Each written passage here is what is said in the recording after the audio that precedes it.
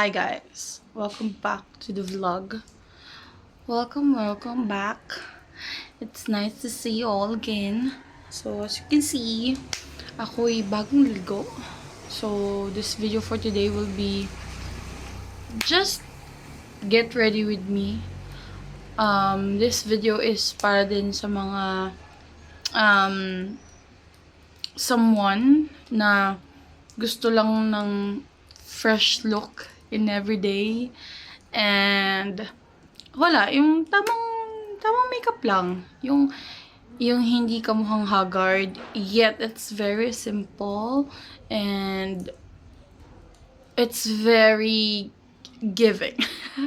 Ayun, so without further ado, let's start. Okay, so there you go. As you all know, kung napanood nyo yung aking previous vlog, which is uploaded na here in YouTube,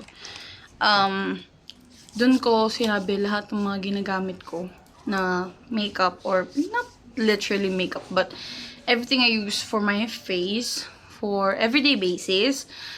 Either way, isang product lang naman yung pinagkaiba nila. If I'm doing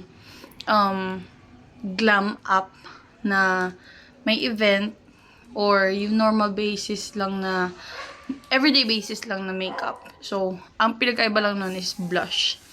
Kasi, pag everyday lang, what I always do is, the kilay, the base, and then lip tint or lipstick na neutral. Yan. So, pag meron namang event, I usually put the Get Ready With Me Cosmetics blush.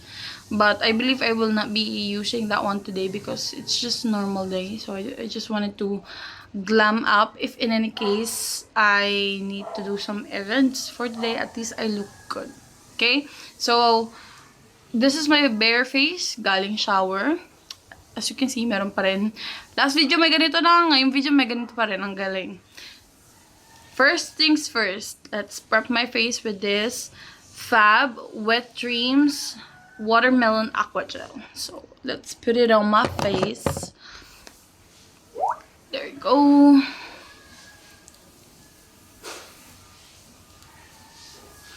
There. Let's put it in here. There you go. Just rub it all over. Okay. Sorry kung mayroon pa rin background noise. Hindi pa rin ako nakakabala ng mic. So, just bear with me for this one. Mabalik pa lang naman ako sa pag-vlog ulit. Di naman pa to permanent. But, I'll invest in something pag nagkaroon ng time. Pera! There you go. See, the small amount really goes a long way. It's very refreshing. It really moisturizes your face. Especially when you put this sa ref. It's good. Next, let me just dry this one out using fan, and I'll be back. Okay, now as you can see, my face is all dried up. It's very tacky yet moisturized. So, what I'll put next is, kung nakita nyo na dun sa last video ko, I will put now this Asian Co Active Skin Tint, which has SPF 35 UVB and UVA. So, this goes a long way. Makikita nyo, ayan na. Finger, then isang squeeze na mahaba. This is good for your whole face. Damay mo na rin neck bakla para hindi ka mukhang ano dyan. Okay. There. Yeah, so, I'll just use my bare fingers. Clean yan, guys. Clean. See, kita nyo? Active skin tint siya. Meaning, may tint lang siya. Hindi siya kasing pakak as foundation. But, the main purpose is this is to nourish your skin and provide a what do you call that? Yung sa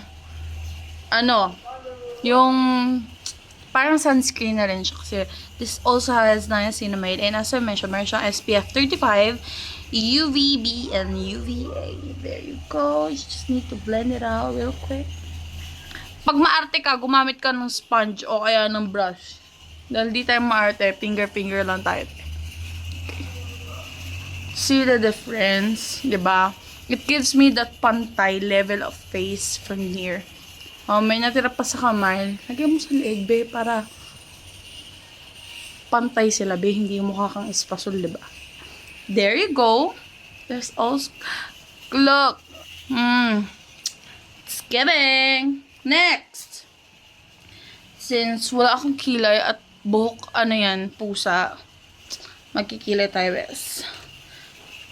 So, I'll be using this Dazzle Me eyebrow pencil in the shade dark brown. So, you just need to dab it here. I-arch mo lang. Ako kasi what I do in my kilay is just following yung natural arc natural arch ng aking kilay. Like that.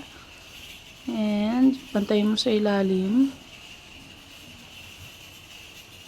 There you go. Ayan, bakla. Pansin mo dyan lang ang nilagyan ko. Hindi mo lalagyan dito sa inner ha. Magmumukha kang bloke yan. Ang gagawin mo, ayan yung silbi ng spoolie. Pagka-brush mo, stroke up. Ayan, para mukha lang siyang brushed up lang, Huwag kang magmumukhang See? Ganyan lang dapat, ha. Huwag kang dyan. Hindi dapat nilalagyan ng dyan. Kasi binabrush lang dapat yan, mga kayo. Okay. Let's go to the other side of my face. There you go. Natural arch lang yung susundan ko. Then, follow it dun sa baba. Not too makapal kasi you want that natural finish, diba, bakla? Now, there you go. Brush it up real quick.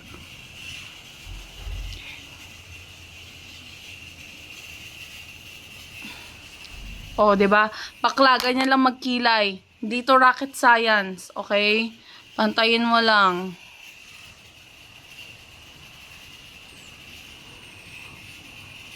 Just trust the process. Okay, there you go. May sumobra, burahin. The good thing about this is highly pigmented siya. And yet, hindi siya ganun kahirap i-drag. Kasi, maganda yung finish niya. Hindi rin siya ganun ka-waxy. Pero tingnan mo naman, bakla. Pakak na pakak yung kilay ko. Diba?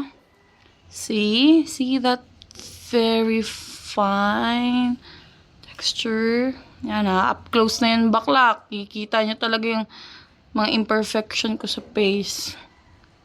Yan. Papatayin na natin siya, bakla.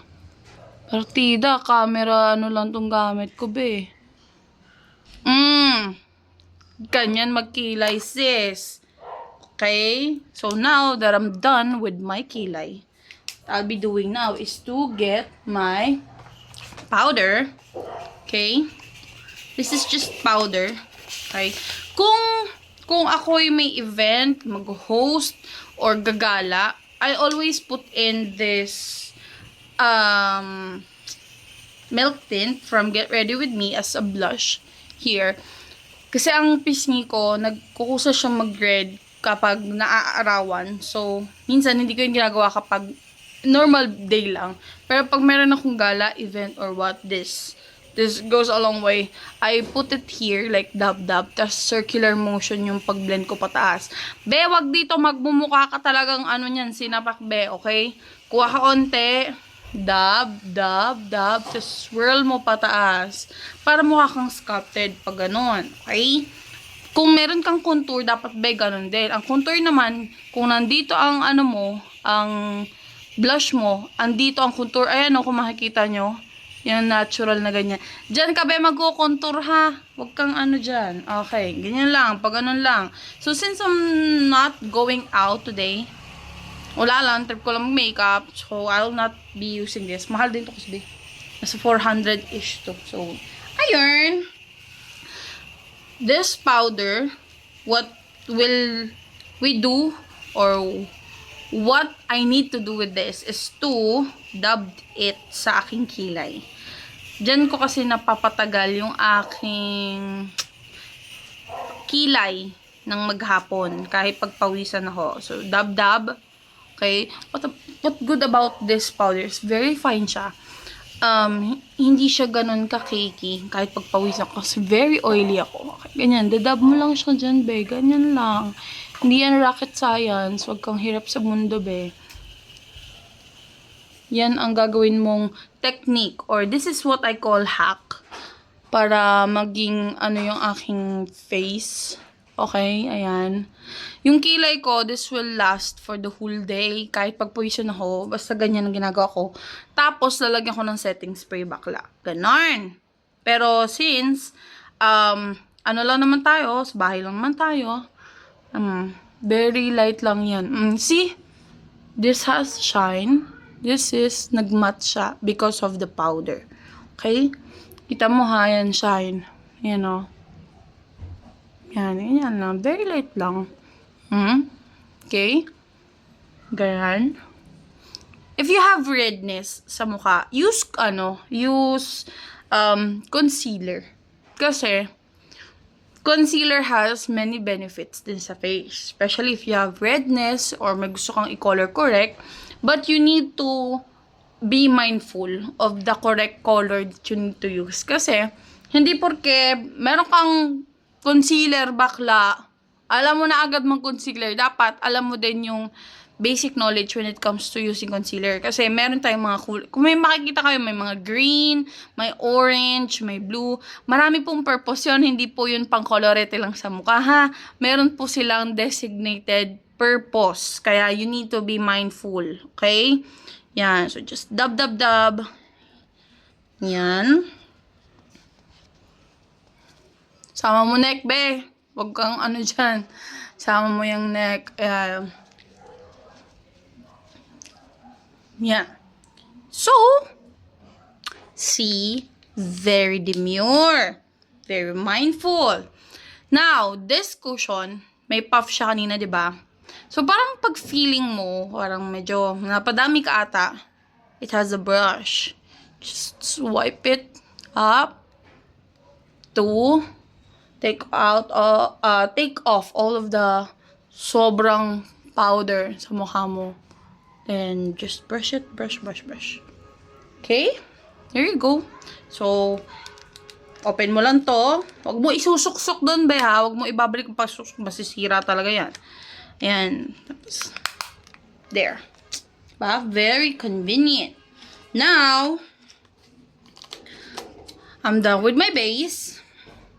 Now, what I do is, I'll use lipstick.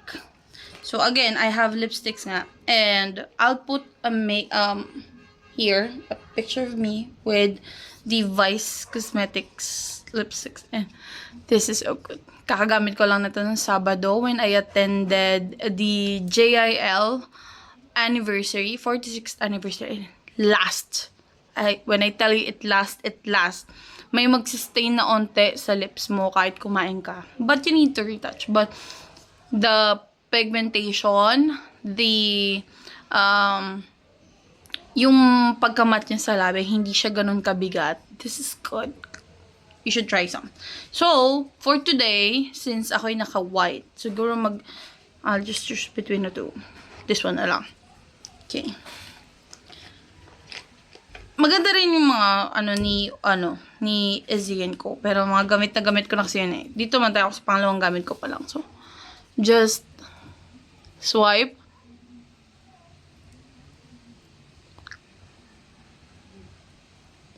See? Yun lang swipe na yun, bakla, okay na ako. 'Di ba? Very pigmented. Very, siya. Magandang gamitin. 'Di ba? Now, after I do my makeup, usually what I am doing is to set my face. Now, naubos na yung setting spray ko. Naubos na yung setting spray ko. This one. Naubos na siya. Okay. Now, since ubos na to, I ordered myself last time. Wait lang, kukunin ko. Okay, I'm back. Again, Ito na yung ubos ko. Yung kasabay nito na nung buy one take one, na itapon ko na kasi. So, ayan na, di ba wala na, bakla. Now, I ordered myself another buy one take one. Di ba ganun sila ka-generous? Ganun ka-generous ang Dazzle Me. So, this is worth 299. Parehas na to. Pero pag binili mo to, na hindi sila naka-sale, this is around 189 or something. Original price niya is 299 ang isa. Pero, nagsisale sila everyday. So, minsan, umabot lang to 189, 174, 154 ang isa. Pero, kapag, mga monthly sale nila, yung 10, 10, 9, 9, 8, 8, ganyan. This two comes in 299 dalawa. What the good thing is, I received another. This is free. Okay? Marami silang pakulo every month kapag nagsisale sila. It's either an eyebrow or this one or any other products that they have. Kasi this is their best-selling spray, if I'm not mistaken. So, this is not sponsored. I just wanted to share with you that Dazzle Me is very generous. So, yun yung mga magagandang suportahan na products. Okay? Kasi, hindi nila tinitipid sa quality yung mga consumers nila. Plus, it's very effective, as I've mentioned. Nung pumunta po kami ng JAL anniversary, nag-sprit lang ako natin sa mukha ko whole face. And my makeup stayed up until 12 ng gabi. Kasi 12 na kami nakarating. Testigo ko dyan yung mother-in-law ko and yung husband ko and yung mga kasama namin doon. Kasi very pakak pang makeup ko. So, bakla, yun lang yung ginamit ko. This. Kaya, ubus yan. Kasi pag nag-spray ako talagang whole ng muka. Be, ganon. Pero, since today, mga bago pa yan, be, mga hindi pa bukas, ubusin ko muna to. Okay? Ubusin ko muna siya. Gagamitin ko sana yung sa skin stay, this one, yung may green na top. Kasi, ang pinagkaiba nito at ito is this one, this sets your face or your makeup. Okay? Sineset niya yung makeup mo to last long. This is for oily skin naman. Para magmukha siyang matte face. Okay? This is yung kanilang matte fix na variant. Meron na ito yung green. Pakita ko dito.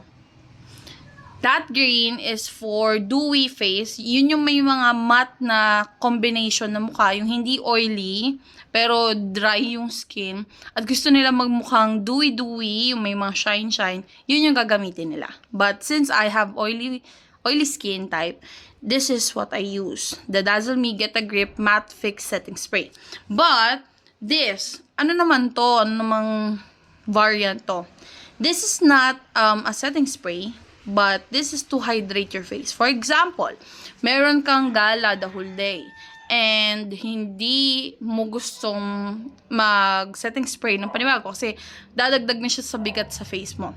Now, this is what you need to use. This is to hydrate your face just to give the moisture that it needs for the whole day. Kasi di ba pag lumabas ka, pagod ka na, pinagpawisan ka na, this is to make your face stay hydrated.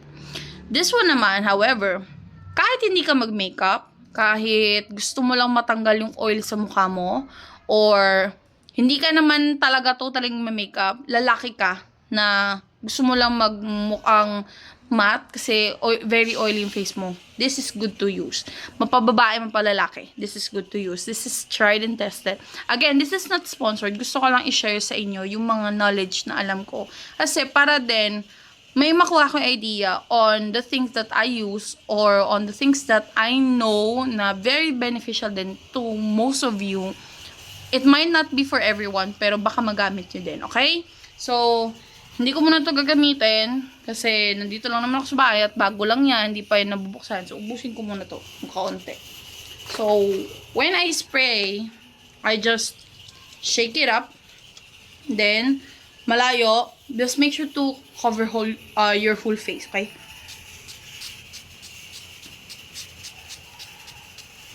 There. Actually, pag lalabas ako, kulang pa yun. Pupunuin ko yung mukha ko, pero since nasabay lang ako, okay na yan. So, I still have onte, so I'll just keep it sa vanity ko. And I will come back. Papatuyuin ko lang to sa electric fan. I'm back. Yan, tuyo na yung aking face from the setting spray. And this is the final look. What can you say?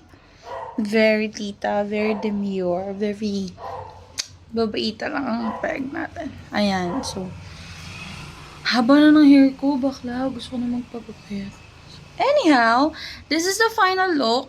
This is just the everyday. So, there's nothing more or less on how I do my face. Just the personal preference lang when it comes to the things or the products that I use. So, I hope I was able to share with you some things that might be suitable for your skin or might be suitable with your budget as well, kasi those are just not that pricey, pero for some of us it might be pricey, pero it's quality. When you invest for something that you will put on your face, make sure to invest with the quality makeup. So again, this is the final look. I'll see you guys on the next video. Bye!